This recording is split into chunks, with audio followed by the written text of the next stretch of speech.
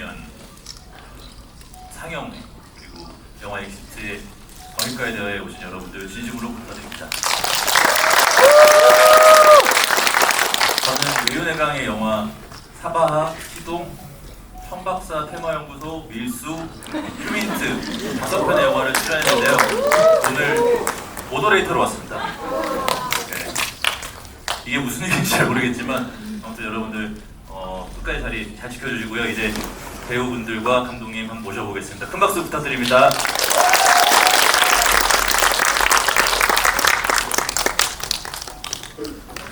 박수.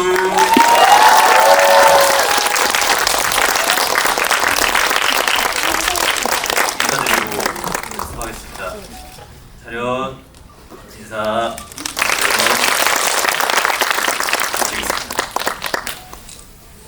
네.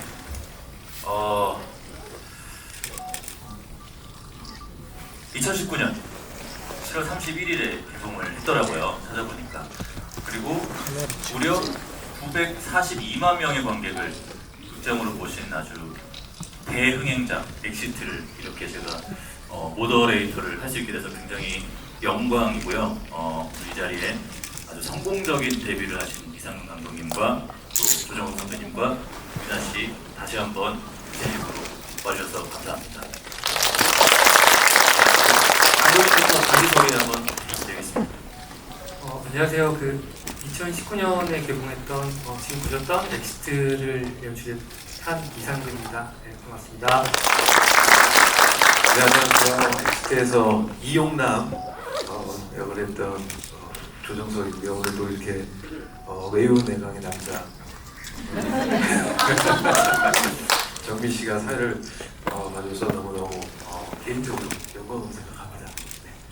반갑습니다. 좋은 시간 가져보겠습니다. 네, 엑시트의 의주 임유나입니다.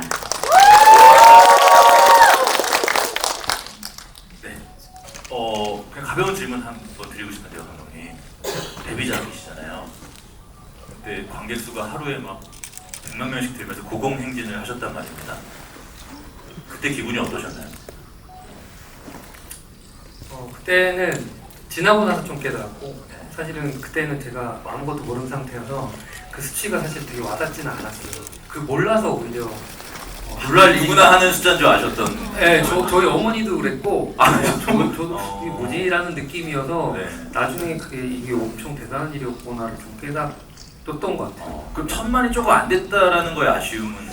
그거는 오히려 아쉬움 전혀 없었고요. 그냥 그 900만대 영화들이 오히려 별로 없더라고요. 그래서 네. 거기서 되게 좀 소중한 존재도 되고 다음에 1000만의 영화를 하는 것도 되게 의미가 있겠다는 생각이 있어서 크게 아쉬운 거예요. 그 정도에도 너무 감사해서. 네. 그럼 유나 씨는 이게 영화 데뷔였나요? 공조다였나요? 네, 첫 주연작. 첫 주연작. 첫 주연작이 또 이렇게 많은 관객분들을 오실 수 있었던 거에 대한 어떤 소회가 따로 있으실까요? 진짜 믿어지지 않았던 것 같아요. 근데 저도 영화의 경험이 많지 않았기 때문에 이 관객 수에 대한 그런 체감이 좀 어느 정도일지 좀 알아가는 단계라고 볼 수 있었었는데 그렇게 또 처음 주인공으로서 또 정석 오빠와 함께 또 이상근 감독의 작품을 하면서 엑시트가 첫 주연작으로 이렇게 너무나도 많은 사랑을 받아서 진짜 믿어지지 않았습니다. 네. 네. 선배님은 사실 되게 흥행작이 많으시잖아요. 아니 그렇지 않아요. 아니라고요? 그렇고요. 네. 아니, 이렇게 관객분들하고 같이 이렇게 진짜 꽤 오랜 개봉한 지 꽤 오래 시간이 지난 후에 이렇게 GV를 하는 것도 해보고 하다 보니까 처음 엑시트 감독님 처음 만났을 때 그리고 맨 처음 이 작품을 제안 받았을 때 막 그런 것들이 막 주마등처럼 지금 막 흘러가고 참 감회가 새롭습니다. 저 또한 너무 좋았죠. 제 기억으로 첫날 저희 영화 개봉하고 막 어떻게 될까 이랬는데 첫날만 40만 관객이 좀 너무 수치였는데 난리가 났었죠. 예, 저희 자체 내에서. 제 기억으로도 입소문을 타면서 더 막 영화가 이렇게 네네. 무공행진을 했던 기억이 있는데 부러웠어요. 그래서 아직도 그렇습니다. 네. 제가 이 GV를 이제 준비해야 돼서 영화를 한 번 더 며칠 전에 보고 왔는데 영화를 보면서 그때는 이런 생각을 못 해봤던 것 같은데 이번에는 조금 그런 생각이 들더라고요. 그러니까 재난이라는 것이 만약에 우리의 삶에 갑자기 닥친다면 이런 식으로 오겠다. 누군가는 웃고 있을 때, 누군가는 상심하고 있을 때 정말 불현듯 갑자기 이런 식으로 닥칠 것 같다라는 생각이 들더라고요. 그래서 감독님께 한번 좀 여쭤보고 싶었습니다. 이 영화를 통해서 어쨌든 재난 영화에 가까운 영화니까 재난이라는 것을 어떤 식으로 좀 표현을 하시고 싶으셨는지부터 좀 여쭙고 싶었습니다. 뭐 저는 되게 좀 영화상으로 당시 뭐 저도 신인 창작자 입장에서 뭐가 일이 잘 안 풀리던 시절에 뭔가 캐릭터에 대입해서 뭐 제 얘기를 한번 해보자 해서 썼던 얘기고 그러다 보니까 제 스스로 그 위치 자체가 좀 재난이었던 것 같아요. 그래서 영화상에도 대사가 나오지만 모든 꿈을 갖고 있거나 어떤 자신의 위치에서 뭔가 해내려고 했던 사람들이 자신의 어떤 가치관이나 어떤 삶의 상황에서의 각자의 그 수십 개, 수십만 개 어떤 재난이 있을 수가 있잖아요. 그러니까 나라의 어떤 국가적인 어떤 세계적인 재난도 있지만 그 인간 한 명 그리고 소수에 의해서 어떤 닥쳐지는 그 개인적 재난 이걸 이제 표피상으로 그 외부적으로는 어떤 식으로 펼쳐서 그 내부로 좀 들어가 볼까 해서 좀 생각해 본 거예요. 근데 이건 뭐 사실 약간 좀 꾸며서 한 말이고 사실 그냥 그때 힘들었어요. 그래서 힘들어서 이런 자리에서 조금 꾸미셔도 누가 뭐라고 하지 않습니다. 힘들었던 것 같아요. 그래서 힘들어가지고 내 인생은 왜 그럴까 막 이러면서 왜 다 보였지? 모든 게 다 보였고 안 보이지? 누가 이렇게 캄캄하지? 라고 하면서 제 나름의 돌파구를 찾았던 것 같아요. 그 재난을 만들어내면서 그런 거 지금 생각해보니까 앞에 건 거짓말 같아요. 구정 선배님이 시상식장에서 감독님 이름 잘못 불렀을 때가 있지 않았나요? 그때가 덕후였습니까? 아니면 그때는 눈앞이 뿌연 게 아니고 아예 아무것도 안 보였고요. 그리고 또 사실 제 엑스트 이후에 거의 차기작 수준이잖아요. 조정식? 네네네. 그래서 그렇죠. 감독님이 조영석 선배님 이름을 잘 불렀죠. 맞아요. 그래서 네네네. 사실 그때는 제가 불릴 줄 모르고 무대 나갔다가 맞아. 우리 정석 배우를 오랜만에 보고 너무 반갑고 이제 인사드렸는데 갑자기 사람이 긴장을 하고 어떤 뭔가 위기가 닥치면 뇌에서 가장 소중한 것을 막 하게 됩니다. 저는 이 말이 정말 꾸며낸 말이라고 생각이 들어요. 사실 아까 혹시 물어볼까 준비하고 있었는데 진짜 그때 진짜 아무것도 기억이 안 났고 그래서 너무 좋은 네. 에피소드를 만들어 주셔서 네. 저 개인적으로 너무 기분 좋게 생각하고 있어요. 예. 너무 축하를 해주다가 봉변을 당했어. 저는. 저는 뭐 이렇게 감독님과 그 두 배우분의 어떤 케미가 영화 속뿐만이 아니라 어쨌든 이런 외적으로도 이렇게 이어지는 모습들을 보면서 되게 기분이 좋았고 사실 저는 이번엔 또 그런 생각이 들더라고요. 영화를 보면서 뭐랄까요, 이 영화의 매력이 굉장히 사람들이 매력인 것 같다. 감독님도 감독님인데 이 영화에 등장하는 모든 인물들이 굉장히 큰 매력을 갖고 있는 것 같고 그리고 두 배우 조정석, 임유나라는 배우를 더 넘어서 사실 두 배우가 갖고 있는 그 사람 자체가 갖고 있는 선한 매력이라고 해야 되나 그런 매력들이 좀 스크린을 통해서 스크린을 뚫고 나온 것 같다라는 생각이 전 들었어요. 그래서 아마 극장에 있는 모든 관객들이 그 두 사람을 정말 응원하는 마음으로 영화를 봤던 것 같다라는 생각이 좀 들더라고요. 또 어떠셨나요? 영화 이제 촬영하시면서 어떤 매력을 정말 정확하게 말씀해 주신 것 같고요. 저는 사실 이 영화 맨 처음 시나리오 봤을 때부터 이 글을 쓰신 분이 너무 궁금한 거예요. 그래서 내가 제가 맨 처음부터 말씀을 드리면, 왜냐면 비하인드 스토리가 또 재밌잖아요, 이런 자리에서. 제가 저 드라마 질투의 화신이라는 작품을 다 마치고 제가 시력 교정술을 했었거든요. 그래서 시력 교정을 해갖고 이제 아시죠? 선글라스 끼고 며칠 동안 앞을 보면 안 되고 빛도 보면 안 되고, 그래서 집에 이렇게 혼자 이렇게 누워 있고 그러고 있었는데 우리 외유내 강의 유승환 감독님께서 전화를 한번 주셨어요. 그래서 정우 씨 되게 좋은 괜찮은 작품 하나 있는데 한번 책 보내주고 싶다고 해서 감독님 예 너무 감사합니다. 근데 제가 지금 시력 교정술에서 제 앞을 못 봐서요. 그러면 지금 그럴 때 봐야 되는 그렇게 뿌얄 때 봐야 되는 영화를 이렇게 위트 있게 말씀해 주셔서 정말요? 그러고서 이제 받아서 이제 제가 이제 앞을 좀 볼 수 있을 때 선글라스를 벗고 시나리오 읽는데 너무 재밌는 거예요. 그래서 바로 감독님한테 전화를 드려서 저 이 글 쓰신 감독님과 꼭 한번 자리를 한번 만들어 주십시오. 그래서 청남동에 있는 카페에서 첫 만남을 감독님을 만났는데, 왜냐하면 그 말씀을 정확히 해주셨다고 생각한 게, 이 작품에서 되게 물론 여러 재미의 요소들이 있지만 저는 캐릭터 하나하나 이들이 갖고 있는 그런 성향, 그리고 이들이 가지고 있는 그 따뜻함, 근데 그거는 분명히 감독님 이 글을 쓰신 분한테 분명히 그런 게 다 있기 때문에 이게 이런 캐릭터들을 잘 만들어내신 거 아닌가. 이야기도 그렇고 저도 그 지점이 너무 재미있고 흥미로워서 이 영화에 흠뻑 빠질 수 있었던 것 같거든요. 예.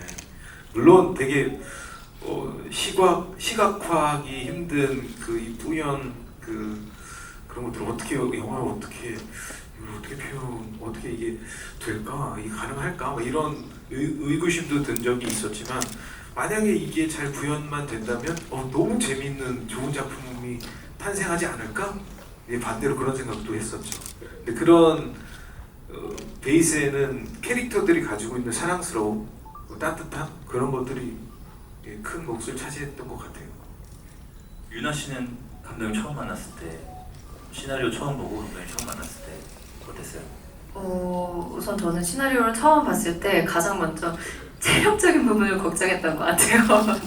근데 너무 이런 재난이라는 상황을 또 상상으로만 할 수밖에 없었던 경우니까 또 이런 재난이 일어난다면 정말 이렇게 대처를 하고 이렇게 뭔가 안전교육을 받는 것처럼 되게 이렇게 정말 헤쳐나갈 수 있겠다라는 그런 씬들이 많더라고요. 그래서 되게 새로운 상상을 할 수 있는 시각도 생기고, 또 한편으로는 재난이라는 그런 소재는 흔하게 볼 수 없는 부분이고 봐서는 안 되는 부분이긴 하지만, 이 가족의 이야기들이 나올 때는 너무나도 현실적이고 굉장히 따뜻하고 그런 면들의 대사나 상황들이 굉장히 인상 깊었어요. 그래서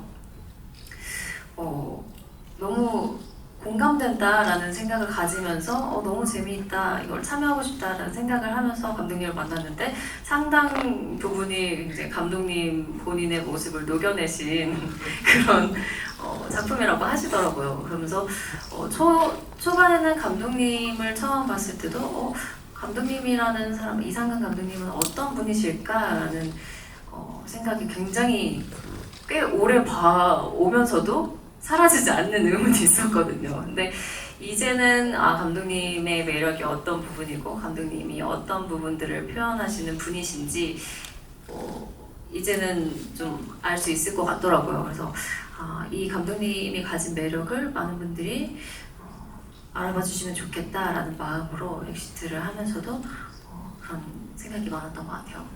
저도 동감하고요. 아직도 흥미롭고 너무 기대가 되는 분이 이상근 감독님인 것 같아요.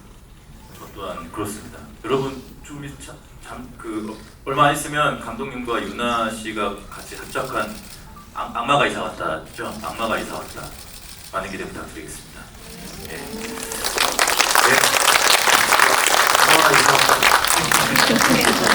더불어 좀비 딸도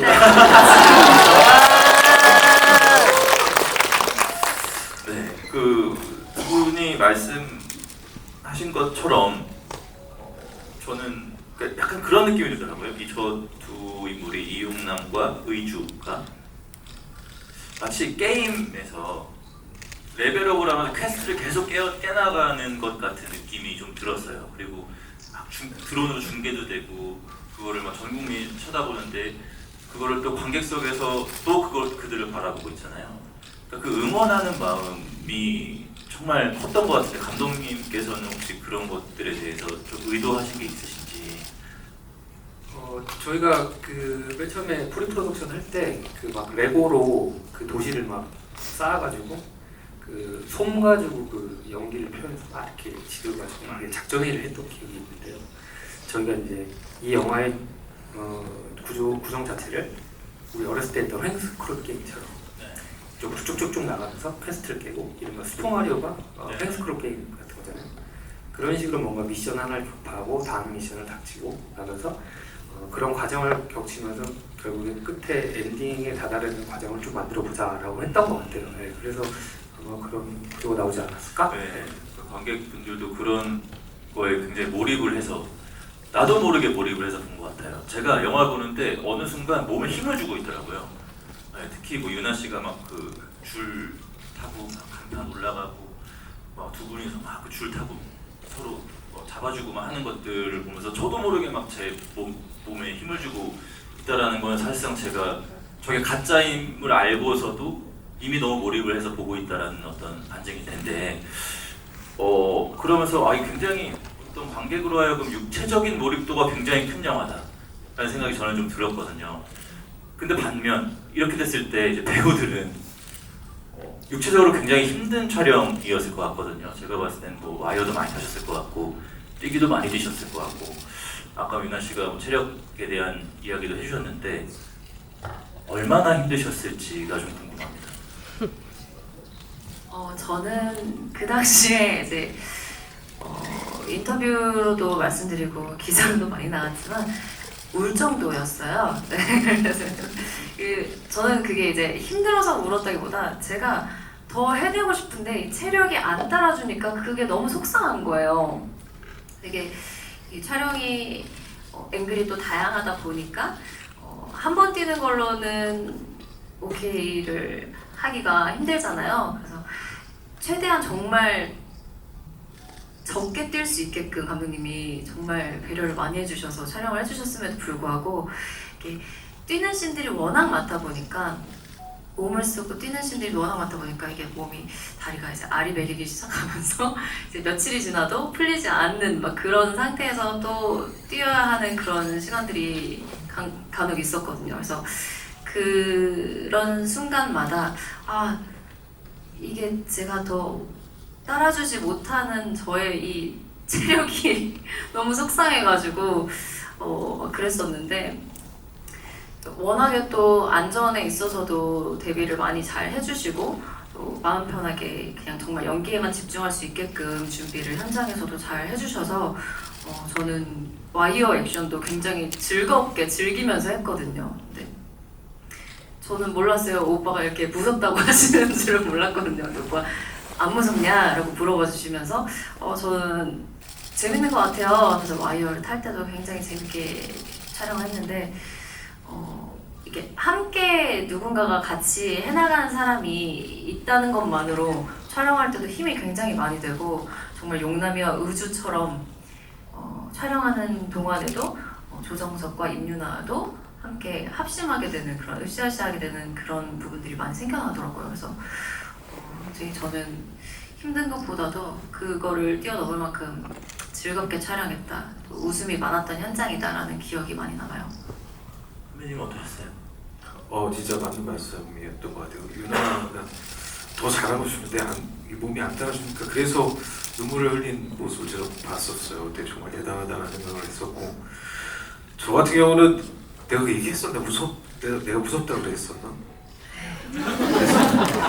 아니 제가 얘기하려고 하는 거는 뭐였냐면 비행기 후반부 장면에 이제 저희가 그 마지막 이제 저 배군이 없어서 그 타운 크레인 쪽으로 이제 둘이 같이 이렇게 매달려서 쭉 내려가는 장면을 찍는데 그 하나 둘 셋 하고 뒤에 뛰어 내리는 장면인데 실제 굉장히 높은 세트였어요. 그러니까 진짜 너무 무서운 거예요. 못 믿으시겠지만 제가 사실 약간 고소공포가 좀 있습니다. 근데 너무 무서운데 무서운 척 안 하려고 제가, 왜냐면 유나가 더 무서울까봐. 그때 내가 무섭다고 했나? 아니 그러니까 무서워 이게 아니라 그냥 좀 무서운 것 같은데 나 무서워? 이러면 저를 보호해주는 그 예, 맞아요. 오빠의 듬직함이 있었어요. 전 지금까지 제가 그때 책임감을 갖고 유나 괜찮아? 괜찮아. 뭐 이렇게 했다고 생각했는데 저의 두려움이 아니 그렇게 고스란히 하셨습니다. 네. 하여튼 그만큼 저한테는 이제 와이어 타고 어디 뛰어내리고 이렇게 넘어가고 이런 것들은 약간은 제가 이겨내야 할 부분들이었고, 체력적인 부분에 있어서는 사실 좀 계속 더 할 수는 있었어요. 예, 그만큼 열의가 넘치고. 근데 칠순잔치 장면에는 저희 가족들이 다 나오잖아요, 배우분들이. 그래서 그 촬영할 때는 그렇게 너무 재밌고 즐겁고 유쾌하고 너무 좋은 거예요. 근데 그러다가 제가 이제 사자상을 타기 위해서 혼자 이제 그 장면을 찍을 때는 이제 가족들이 안 나오다 보니까 저 혼자 꽤 한 보름 넘게 그 정도를 촬영을 했는데, 그때 사실 저에게 힘들었던 건 외로움. 예, 뭔가 항상 가족들 우리가 다 모두가 친했어가지고 지금도 친하지만 그들과 함께 이렇게 열심히 재미있게 촬영하다가 갑자기 다들 이제 촬영장에 안 오고 저 혼자 사자상을 타는 장면, 그때는 약간 외롭더라고요. 예. 그러니까 지금 요 이야기가 나와서 말인데, 제가 영화를 이렇게 보는데 이제 그 가족들이 헬리콥터를 타고 떠나잖아요. 그러면서 국면이 완벽하게 전환이 이제 버디물로 바뀌어 버리잖아요. 그 타이밍에 제가 리모컨을 눌러서 얼마나 지났지 하고 보니까 거의 딱 1시간 지점이더라고요. 그래서 이게 1시간 만에 아예 또 다른 국면으로 전환을 시키면서 내가 또 다른 이제 장르로 뭔가 들어가게 되는 것 같은 느낌이 들었는데, 이거 감독님께서 혹시 의도하신 건지? 애초에 그러니까 시나리오 자체에서는 가족들을 빨리 퇴장을 시키자가 있었어요. 왜냐면 여타의 재난 영화에서 끝까지 어떤 가족들이 살아남고 다인물들이 뭔가 이상한 행동을 하게 된다. 그런데 좀 집중도 안 되고, 어쨌든 저는 이 청년 둘이 뭔가 계속 달려나가는 얘기를 좀 네. 만들어내고 싶어서 가능한 빨리 퇴장시키자는 목표였어요. 저는 굉장히 적절한 시간 안에 딱 이제 가족들이 퇴장을 하고 둘이서 헤쳐나가는 것 같다라는 생각이 들었는데, 어쨌든 외유내강의 저희 그 이제 그 기념 상영회지 않습니까? 제가 알기로는 그 단연간의 이제 연구와 실험 끝에 외유내강은 어떤 시나리오의 포맷이 있다라는 거 제가 알고 있거든요. 혹시 그런 포맷의 도움을 받으신 건 아닌지, 그런 외유내강을 위한 질문을 한번 드려봅니다. 그 포맷이 말씀하시면 어떤 뭐 시나리오 레이아웃을 말씀하시는 게 아니고 어떤 그러니까 구조나 시나리오의 이제 한쪽에 몇 분이고 어떤 포뮬러를 예, 말씀하시는 그렇죠. 예. 그 창작적인 면에 있어서 그런 데는 터치를 안 하시고요. 이제 뭐 의견이나 방향성에 대해서 말씀하시는데, 애초에 뭐 15분까지 뭐 어떻게 돼서 뭐 1막에서 어떻게 되고 2막에서 어떻게 되고 3막이 어떻게 되고 몇 분에 끊어진다 이런 것들은 없고요. 오히려 시나리오를 레이아웃은 오히려 있어요. 그러니까 문서에서 뭐 12포인트로 해라. 그렇죠. 그러니까 저는 그런 걸 말씀드린 그건 거예요. 있어요. 네. 그걸 말씀. 12포인트에 두 칸을 띄고 네네네. 뭐 11로 쓴 다음에 뭐 해갖고 숫자는 뭘로 하고 인물 할 때는 어떻게 하고 붉은 걸로 뭘로, 약간 이런 거는 있어요. 근데 전혀 도움이 안 됐다. 그거는 제가 터뜨리고 있어요. 그래요? 네, 오히려 보기가 너무 깔끔해서 맞아요. 시간 계산도 편해서. 네. 그 외유내강의 시나리오를 볼 때 가장 뭔가 눈이 편한 느낌이 들거든요. 네. 그래서 도움을 좀 받으신 걸로 그러면 알고 있습니다. 그러니까 딴 데보다 활자가 엄청 커요. 맞아요. 네, 그래서 네. 제가 이제 약간 눈이 이제 나이가 보다 보니까 안 보이는데 그런 식으로. 그런 식으로 도움이. 이 감독님도 눈이 나빠져서 이렇게 됐나? 뭐 이런 생각도 감독님 눈이 근데 나빠서. 그건 건 아닌 것 같고 뭔가 이게 분량 계산을 잘 하신 것 같아서 네. 도움이 많이 되고 있어요. 네. 저는 또 한편으로는 그런 생각도 있어요. 그러니까 이 영화의 편집의 속도라고 해야 될까요? 영화의 속도감이라고 해야 될까요? 그런 것들이 굉장히 마음에 들었습니다. 일단 지루할 틈이 없고 심지어는 관객으로서 어떤 존중받는 느낌까지 드는 게 뭐냐면 어느 정도 이렇게 점프를 하거든요. 중간중간에. 그럼에도 너네 이 정도는 알아듣잖아 라고 말하는 것 같은 느낌이 저는 좀 들었어요. 그러니까 아예 설명이 안 된다라기보다는 이 정도는 그냥 넘어가도 당신들 다 이해할 수 있잖아 라는 정도의 어떤 존중을 받는 느낌이 저는 조금 들었거든요.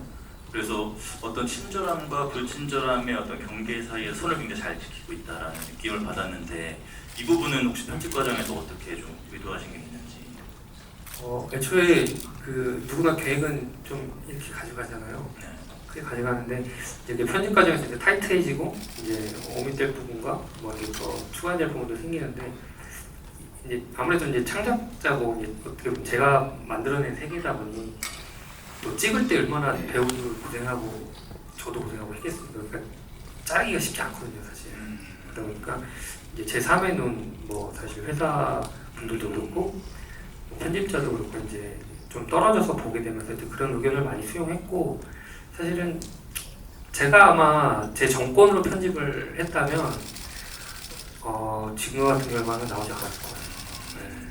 뭔가 제3자의 눈으로 봐서 또 적당한 어떤 선들을 지켜가면서 하셨다라는 말씀이신 것 같습니다. 네, 또 저는 영화를 보면서 사실 저는 그 두 배우분들의 그 신체적인 움직임은 사실 말할 것도 없고 너무 좋았던 것들이 두 배우분들의 얼굴이었어요. 표정이었거든요. 사실 저는 조정 선배님을 너무나도 사랑하는 관객 중에 한 명인데 그 이유가 과하지 않은데도 불구하고 지금 그 인물의 상태가 아주 적절하게 항상 스크린에 비춘다라는 느낌을 받거든요. 네, 그래서 이게 막 엄청나게 과하지 않아도 감정들이 좀 느껴지는 그런 지점들이 엑시트에서 또 굉장히 저는 빛을 발했다고 생각하고 그리고 유나 씨의 표정은 사실 언제나 관객들한테 되게 뭐랄까 미소를 선물한다고 해야 될까요? 제가 정말 좋아하는 유나 씨의 표정이 있는데 굉장히 예쁘게 서운해하는 표정들이 있어요. 되게 서운해하는데 그 표정이 너무 예쁜 표정이 있어요. 감사합니다. 네, 뭔지 알 것 같아요. 네, 엑시트에서 저는 그 표정이 너무 매력적인데 엑시트에서 또 그 표정들이 굉장히 빛을 발한다라고 생각했는데 저는 그러니까 뭐 신체적인 것도 그렇지만 두 배우가 어떤 이 인물들의 얼굴을 어떤 식으로 표현하고 싶었는지 뭐 이제 분장이나 이런 것들이 도와주는 건 있겠지만 이제 극이 진행이 되면서 배우로서 어쨌든 계산해야 될 것들이 생기잖아요. 그럴 때 어떻게 좀 그 계획들을 설계들을 하셨고 어떻게 표현하고 싶었는지가 전 좀 영화 보면서 궁금했습니다. 저는 그 운이 되게 좋은 게 사실 용남이라는 캐릭터를 만드신 분은 감독님이시지만 감독님의 어떤 개인적인 어떤 그런 세계관도 잘 들어있고 그리고 또 약간 감독님을 대변하는 인물인 것 같기도 하고 근데 저 또한 그런 경험이 있거든요. 저희 집 또한 대가족이고 저희 어머니가 연세가 많으시고 그리고 이제 외가 친척들이 다 모이면 이제 제가 원래 기타를 좀 전공하려다가 삼수하고 막 그랬거든요.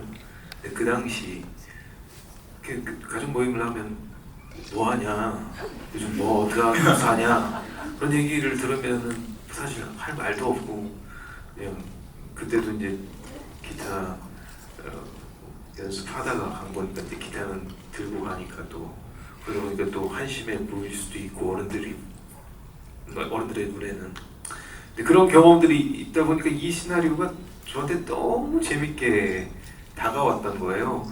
그래서 그때 그 감정과 그 뭔가 약간 좀 불편함 그리고 어색한데 어색하지 않으려고 노력하는 그리고 뭔가 약간 혼자 약간 좀 맴도는 것 같은 그 자리가 약간 좀 편하지 않기 때문에 뭐 이제 그런 것들을 경험해본 터라 약간 그 용남이의 그런 그 심경의 변화 그리고 더 잘하고 싶다. 내가 무언가를 한다면, 내가 무엇이 된다면 뭔가 내 능력치가 이만큼 있다는 걸 보여주고 싶다. 막 이런 그런 욕심들도 생겼었고 그 당시 이제 그런 것들이 잘 묻어나서 전 되게 자연스럽게 용남이를 연기할 수 있었던 것 같아요. 그러면서 이제 감독님도 그런 경험이 있으셨는지 모르겠지만, 네, 예, 그래서 더 호흡이 잘 맞지 않았나, 예, 그 영화 엑시트 촬영하면서.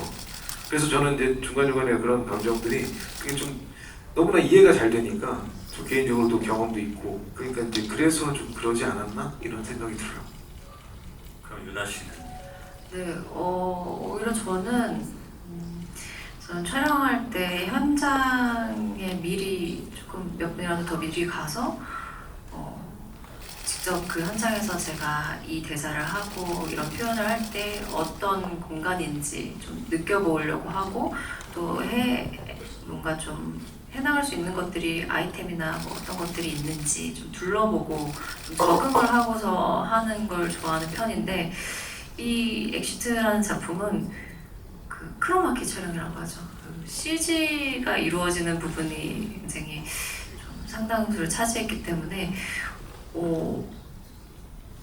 온전히 그걸 상상하면서 또 집중하고 몰입하면서 좀 그려가는 제 스스로 그 상황을 대본과 함께 그려가는 저와 대본의 그런 세계 같은 그런 느낌이 들었거든요. 그래서 제가 눈으로 항상 보면서 그 공간을 느끼는 게 아닌 그런 뭐 순간들도 있지만 이런 상상으로 이렇게 연기가 퍼져나가겠지, 이렇게 오면은 어떤 상황이 되겠지, 어떤 그림이 되겠지 이런 것들을 생각하면서 하는 씬들도 있었어서 더 다른 거를 신경 쓰지 않고 집중할 수 있었던 부분도 있던 것 같아요. 그래서 물론 현장에서 뭐 연기도 만들어주시고 뭐 세트도 있고 뭐 촬영한 부분도 많이 있지만 그냥 이런 상황이 되겠구나 라는 그 상황적인 거에만 상상하면서 몰입할 수 있는 그 집중도가 높아진 것 같아서 뭐 다른 뭐 표정이나 내가 어떻게 지금 나오겠지 뭐 이런 부분에 있어서 생각할 겨를이 전혀 없었던 것 같아요. 그래서 온전히 저의 모습도 더 비춰드릴 수 있었던 것 같고 그런 부분도 또 제가 보여드리지 않은 부분이라고 생각되는 점도 있었는데 또 너무 많은 분들이 좋아해 주시는 부분들이 생긴 것 같아서 굉장히 또 저에게도 다른 시각을 깨워준 그런 지점이에요. 제가 지금 여기서 이렇게 말씀들을 듣고 이렇게 세 분을 계속 번갈아가면서 보고 있는데 무슨 생각이 드냐면 되게 닮았다라는 생각이 들어요. 그러니까 뭔가 좀 기운이 닮았어요. 네, 그러니까 풍기는 그 기운들이 되게 닮아서 되게 기분이 좋았습니다. 갑자기. 네, 되게 굉장히 굉장히 되게 기분 좋았을 것 같아요. 감독님 네, 좋아해 주세요. 좋아해 좀. 네, 너무 좋아했는데 저희가 뭐가요? 저희는 그 말해주신 거에 너무 기뻐했는데 감독님이 표정이 감독님이 별로 안 좋으세요? 감독님이 제일 기분 좋으시고 저는 좋은데 약간 밑에 아니. 그러니까 이게 뭔가 눈이 굉장히 세 분이 다 뭔가 눈망울이 너무 닮아 있어요. 그래서 방금 이 현장의 분위기가 어땠을까가 너무 궁금해지는 쓰리샷이었는데 저만 볼 수 있는 샷이었습니다. 진짜 좋았어요. 그렇죠. 그랬을 것 같아요. 네. 그다음에 또 다른 그 가족분들로 나오신 선배님들도 다 너무 좋으신 분들이다 보니까 그 현장 되게 재밌었겠다라는 생각이 저는 좀 갑자기 드네요. 그럼 제가 딱 질문이 두 가지가 있는데요.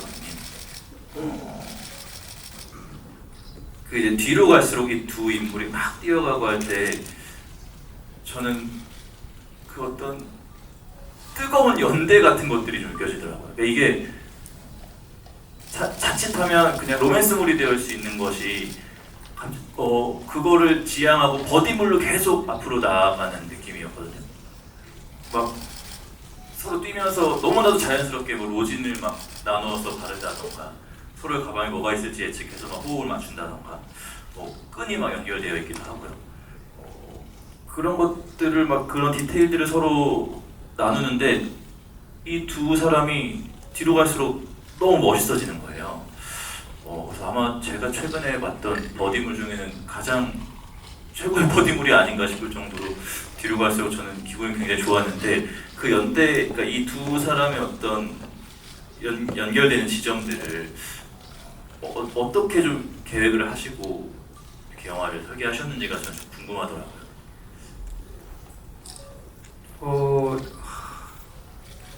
뭐 쓸 때 어쨌든 조금 차별화된 오리지널리티를 가진 재난 어떤 영화를 만들고 싶었는데 위기 상황에서 이제 뭐 어떤 사람들이 만나서 역경을 헤쳐나가고 그 곤란을 타파하고 나서 결과되는 생성물이 로맨스다는 좀 타파하고 싶었던 것 같고, 그래서 이 두 청춘이 어쨌든 그 줄을 잡아주는 어떤 이른바 그 등반할 때도 이제 2인 1조로 움직이잖아요. 거기에서 이제 빗대어 가정에서 서로의 목숨을 담보로 하고 생명을 책임지는 그 연대하는 두 사람들이 달려나가는 모습.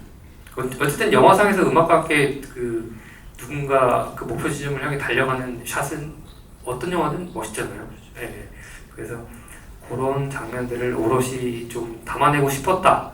근데 그게 결말이 갑자기 둘이 키스를 하면서 뭐 미래를 상상하고 막 갑자기 그런 식으로 끝나는 영화가 되고 싶지는 않았던 것 같아요. 그 지점이 굉장히 관객들에게 사랑을 받는 지점이었을 거라고 생각하고, 방금 음악 말씀해 주셨는데 저는 그 두 배우가, 두 인물이 달려가고 있을 때 그 모구 감독님의 음악이 너무 멋지더라고요.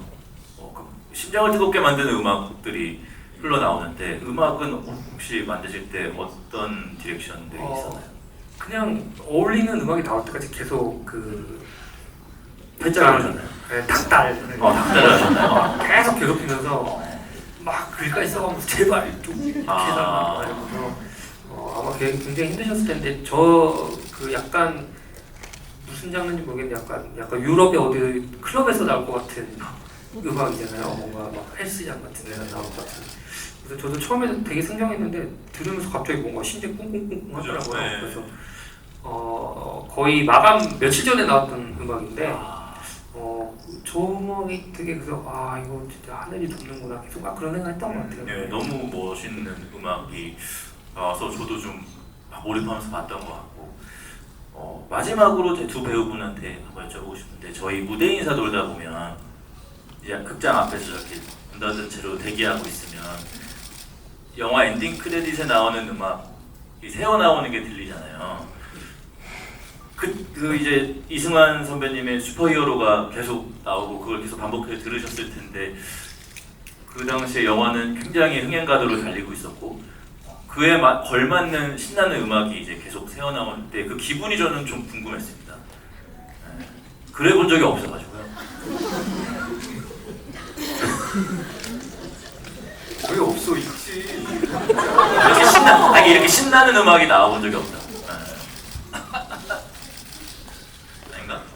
아니 저는 질문을 받으니까 갑자기 생각난 게, 제가 엑시트 무대 인사 돌면서 진짜 문 뒤에서 이제 저 영화를 보러 와주신 관객분들께 이제 무대 인사하려고 딱 준비하고 있고 막 이런저런 우리 배우들끼리 뭐 어떤 얘기를 할까 이런 얘기도 하고 막 이러면서 기다리는데 그 음악이 들리잖아요. 근데 음악이 들리는데 저는 그 크레딧이 올라가고 이승환 선배님 그 슈퍼히어로 그 노래가 흘러나오고 어느 정도 1절 지나고 그 다음 2절도 좀 가고 거기까지가 저희 영화라고 생각했어요. 예, 약간 좀 느낌이 거기까지 관객분들이 계속 봐주셨으면 하는 바람. 그래서 그 행여나 시간이 좀 급해서 그 음악이 나오자마자 이렇게 끊어버릴 때도 있었던 것 같은데, 그럴 때는 좀 아쉬웠죠.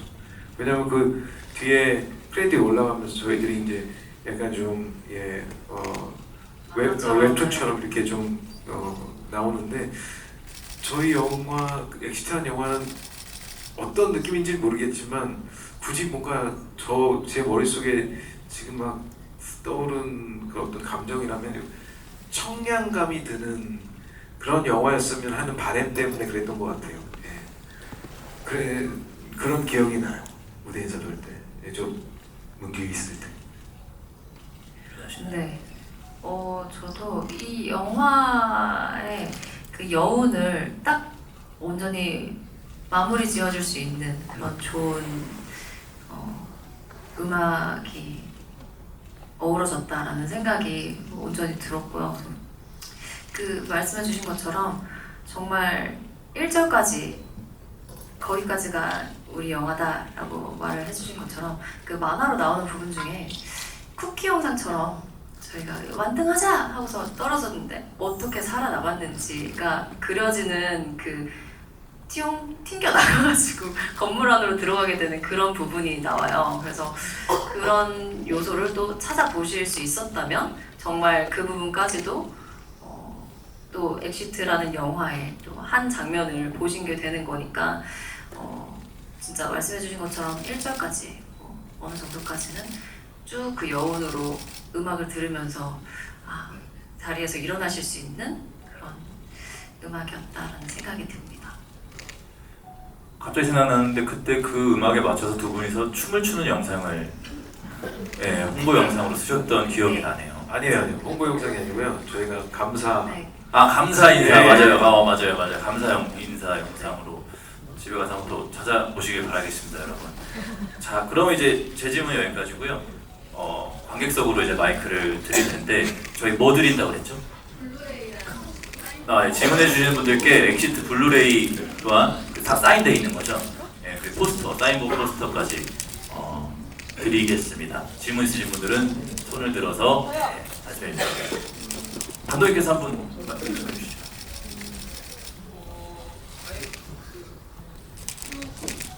물병 들고 계신 분, 물병 들고 계신 가운데 계신 분 있고.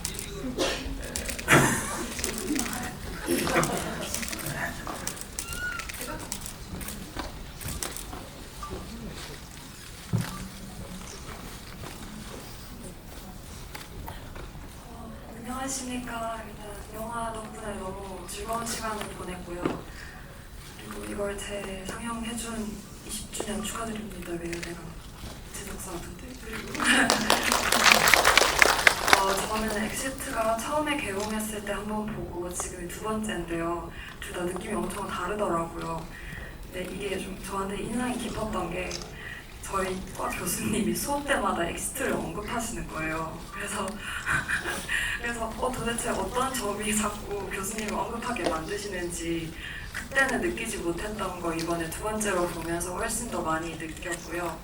그리고 주인공인 용남과 의주가 사실은 그렇게 용감하고 선량하고 엄청나게 강한 사람이지만 다른 사람들이 겉으로 보기에는 백수의 그냥 알바처럼 일하는 부점장, 이게 되게 보잘것없이 보이잖아요. 그래서 제 과가 사회학과인데 사회학과도 좀 겉으로 보기에는 멋없어 보여도 강하고 착한 그런 거를 많이 배웠다고 생각을 해서 교수님이 이 영화를 보시면서 어떠한 청량감이나 해방감 그리고 응원하는 모습을 보면서 위로를 얻었던 것 같아요. 그래서 정말 감사하다는 말씀 드리고 싶습니다.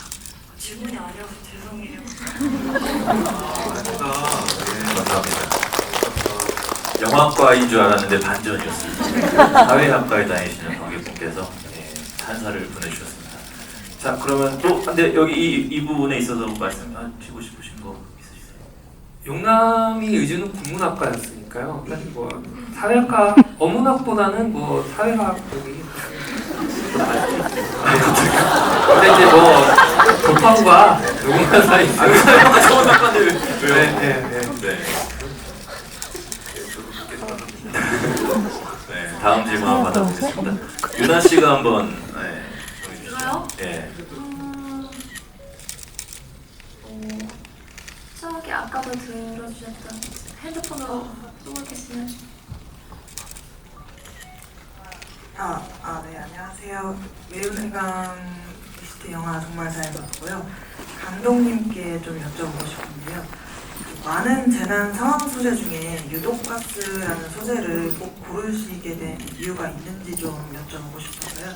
그리고 배우님들은 그 유독가스라는 소재를 어떻게 다루려고 노력하셨는지 궁금합니다. 이것도 뭐 예전에 많이 제가 말씀을 드리긴 했었는데 그 택시에서 이제 라디오 듣다가 이제 유독가스가 어느 정도 높이가 되면 올라가지 않는다. 무거운 유독가스가 많다. 하지만 이제 무색 무취가 많아서 갑자기 죽을 수 있다라는 아이디어 그 뉴스 소식을 듣고 그럼 여기에 색깔이 있다면 어떤 아파트에서 뭐 동네에서 벌어진다면 어떤 상황이 펼쳐질까라면서 상상의 나래를 펼쳤고요.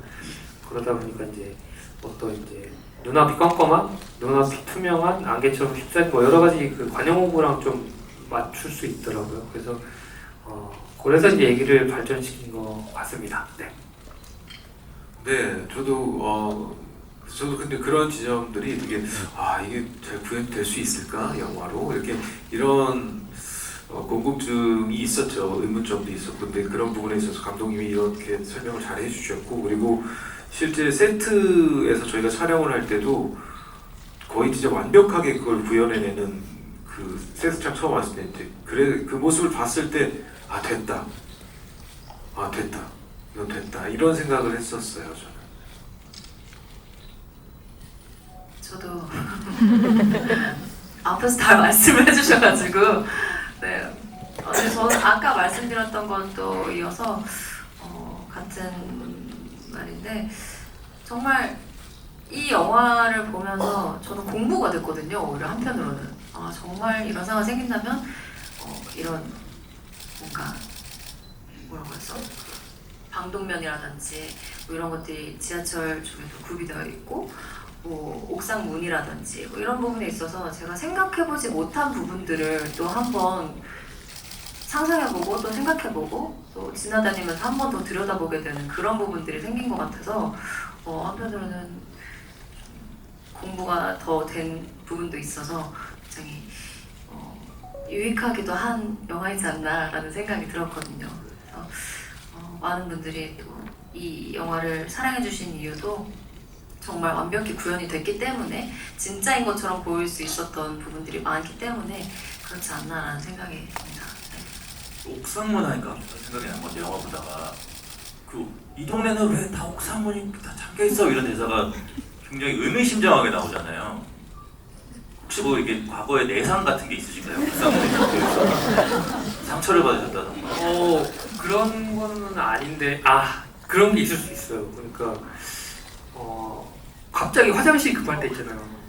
그러면 이제 옥상에 있지는 않지만 옥상에 가서 모르는 짓을 하지는 않겠지만 뭐 이렇게 말씀 잘하시네요. 저는 우리 동네에 어디가 화장실인지 대충 알거든요. 네네. 근데 이제 제 어렸을 때는 그런 게 많았던 것 같아요. 잠겨 있고 이용을 못하고 그러다 보니까 옥상은 항상 잠겨 있다는 그 고정관념이 있었던 것 같고 그리고 그런 뉴스도 있었거든요. 사실 화재가 났을 때 옥상문이 자동으로 열리지 않고 잠겨 있어서 사고를 당하신 분들 얘기도 있어서 옥상문이 잠겼을 때 어떤 절박한 심정을 어쨌든 갈등 요소와 위기로 풀어낼 수 있으니 활용을 해보자라고 했던 것 같습니다. 그렇군요. 알겠습니다. 자, 그럼 다음 질문 받아보겠습니다. 정선배님 한번. 네. 네, 여기 우리 앞에 여기 플랜카드 들고 계십니다.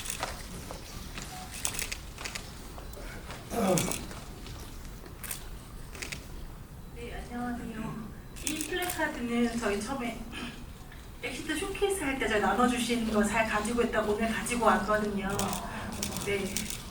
저는 영화 상영할 때 18번 정도 봤었고 매년 여름이면 잊지 않고 엑시트 보고 있고 오늘도 이 영화를 처음부터 봤는데 진짜 끝까지 가슴 콩강거리게 볼 수 있게 해주셔서 너무 감사드리고 이런 영화 만들어주셔서 감독님 그리고 이런 연기해주신 조정석 배우님, 유나 배우님께 너무너무 감사드리는 팬의 한 명입니다. 이 영화가 재난 영화잖아요. 이 영화가 나오고 난 다음에 코로나 시절에 초등학교, 중학교에 그렇게 학교에서 많이 틀어줬다고 하더라고요.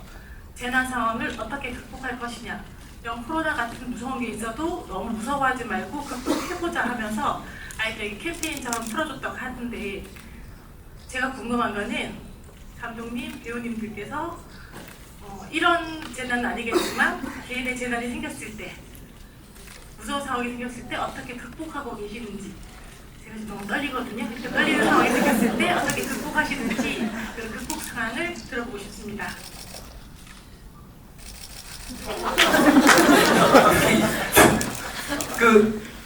예전에 이런 질문이 한번 그 당시에 있었는데 저는 그때 그런 대답을 했던 기억이 나요. 그 용남이나 의주 같은 사람을 주변에 있나 잘 찾아봐서 그들이 옆에서 들러붙어서 살아남겠다라고 말씀드렸었던 것 같아요. 네.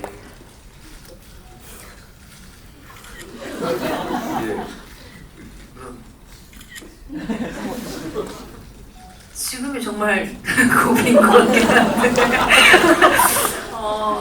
저는 재난이라기보다는 항상 저도 긴장되는 순간들을 굉장히 많이 느끼는 스타일인데 긴장이 될 때마다 그냥 심호흡을 굉장히 많이 해요. 그리고 크게 이게 항상 저는 무대를 했을 때도 그렇고 이렇게 뭔가 발표를 하거나 뭔가 인터뷰를 하거나 어떤 순간에 긴장이 될 때마다 항상 눈 감고 크게 한숨을 들이쉬고 나면은 좀 마음이 진정되는 그런 게 있더라고요. 근데 이거는 재난까지는 아니지만 제 스스로의 약간 뭔가 루틴처럼 무언가에 좀 어려움이나 불안하거나 긴장되거나 뭐 이런 순간들이 됐을 때 한 번씩 꼭 하게 되는 그런 루틴이 되더라고요. 그래서 저는 뭐 기도할 때도 있고 이렇게 숨을 크게 들이마셨다가 내뱉을 때도 있는데 그 두 개는 항상 꼭 하는 편이에요. 도움이 되실지 모르겠지만 심호흡을 하시는 걸로.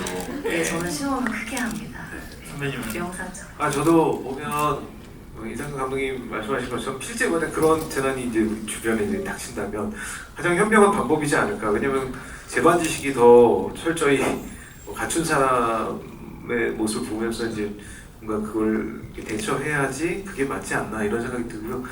그 유나 배우님이 얘기한 것처럼 만약에 개인적으로 만약 그런 시간 그런 순간들이 도래한다면 저는 약간 좀 빼지 않는 게 해결 방법인 것 같아요. 피하거나 빼거나 그러면 거기서부터 저는 이제 그걸 극복하지 못하는 트라우마로 남는 거 아닌가.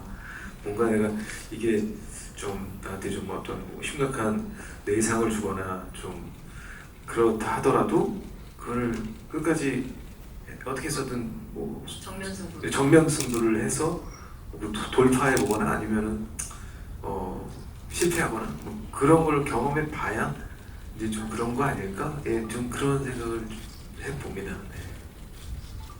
굉장히 한 수 배워갑니다. 저는 항상 피하기 답방합니다. 아니 근데 때로는 또 피하는 것도 네. 저희 그러면 이제 마지막 질문 한번 받아보겠습니다. 감독님이 한 번 더.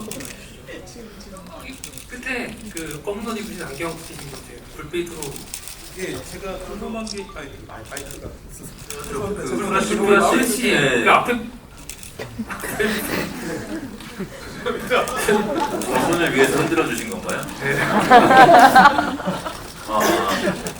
네, 안녕하세요. 저도 쇼케이스 때부터 경희대학교 때부터 봐서 한 저도 10번 이상 본 것 같은데 제가 2019년 당시에 취업 준비로 힘들었을 때 봤을 때 정말 큰 힘이 된 영화여서 다시 봐도 너무 좋다는 생각이 들었고요. 그 중간중간에 나오는 뭐 35살의 그대를 응원해 뭐나 아니면 청년들이여 힘내라 그런 문구들이 다시 보니까 또 지금 봐도 다시 위로되는 느낌이어서 이런 좋은 영화 만들어서 다시 감사드립니다. 그런데 최근에 또 이 외근에 간 영화다 보니까 베테랑 2도 연관돼서 그 유튜브나 그런 미디어 매체에 대해서 약간 변화된 시각이 또 보이는 것 같더라고요. 외유내강 내에서. 그래서 혹시나 감독님이 이렇게 다시 보시면서 연출을 한다면 조금 더 변화된 시선을 가지실지에 대해서 궁금하고요. 그 다음에 주인공은 취업을 성공하셨는지 그게 좀 궁금합니다. 다시 한번 영화 잘 만드셔서 감사합니다. 아마 베테랑 2에도 그 암길동 이런 세계관이 같이 있는 걸로 알고 있고요. 유 감독님이 이제 이름 이제 뭐 이렇게 쓰셔갖고 이제 약간 통합 느낌으로 재밌게 좀 한번 해보려고 하셨던 것 같고, 그다음에 어떤 미디어를 활용하는 면에서는 죄송합니다. 그 당시 아마 뭐 화면에 나오는 뭐 인플루언서들 뭐 이런 것들이 아마 그 당시에는 사실 지금처럼 많이 막 나오지는 않았던 것 같은데 지금 만약에 뭐 다시 하라고 그러면은 약간은 조금 다시 생각해 볼 만한 여지는 있는 것 같아요. 지금 다시 저렇게 보면 조금 다른 방식으로 조금 더 좋은 방법으로 재밌게 할 수 있지 않을까 라는 생각은 좀 하고요. 네. 그다음 또 뭐라고? 취업은 네. 당연히 하지 않았을까요? 저는 사실 그런 생각을 했거든요. 약간 우리들 사이에서는 분명히 뭐 약간 인플루언스 됐을 거다. 약간 뭐 아니면 제가 어떻게 하다 왔냐면 막 이러면서 감사합니다 5,000원 막 약간 이런 거 하지 않았을까 막 생각도 했다가 저는 그때 기본적으로 그 생각을 했어요. 분명히 두 사람은 약간 LG 의인 막 약간 이런 쪽으로 해갖고 약간 그런 대기업 쪽으로 이렇게 가지 않았을까? 그러거나 저는 용감한 시민상 뭐 그런 걸 받고 그 상에 약간 자아도취에 빠져서 아직도 백수에 머물러 있는 그런 용남이도 상상해봤어요. 네. 그래서 더 어떤 재난이 일어날지 모르니 더 몸을 단련해요. 동네 몸만 운동 정말 잘하는 철봉 너무 잘하는데 계속 이런 생각도 해봤습니다. 헬스 유튜버 같은 거 됐었을 수도 있겠네요. 네. 아무튼 답변이 좀 되셨겠죠? 네, 알겠습니다.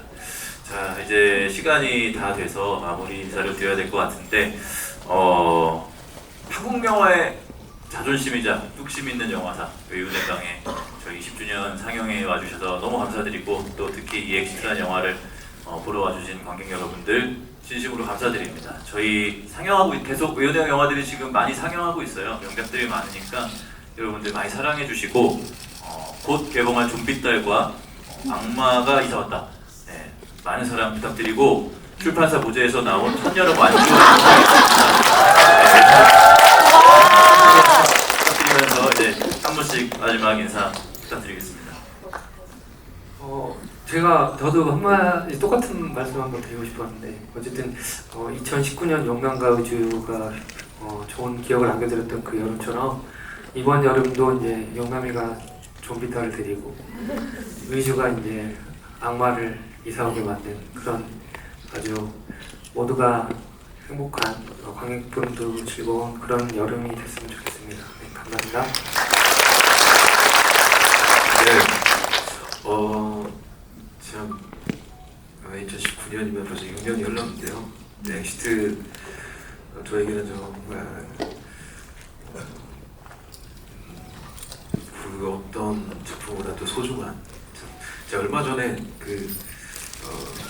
되게 기분 좋은 얘기를 들었던 게 그게 뭐였냐면 제가 혹시 아시는지 모르겠지만 백상예술대상에서 제가 파일럿이라는 영화로 상을 탔습니다. 그래서 이 얘기가 아니라 제가 근데 이제 어느 사적인 자리에서 어떤 선배님께서 저보고 제가 엑시트로 노미네이트 됐던 거 혹시 기억하시는 분 계세요? 네, 영화제에서 제가 하여튼 노미네이트 됐었는데 그때 상을 탔었어야 돼. 정서아, 지금도 너무 축하하지만 그때 엑시트로 네가 탔어야 돼. 그 얘기를 얼마 전에 들었는데 너무 기분이 좋았거든요. 그런데 오늘 이렇게 또 뜻깊은 6년 지난 다음에 영화 엑시트로 인해서 관객분들과 함께 GV를 함께 하게 돼서 너무나도 소중하고 즐거웠습니다. 앞으로 엑시트 더 많이 조명해 주시고 사랑해 주십시오. 감사합니다.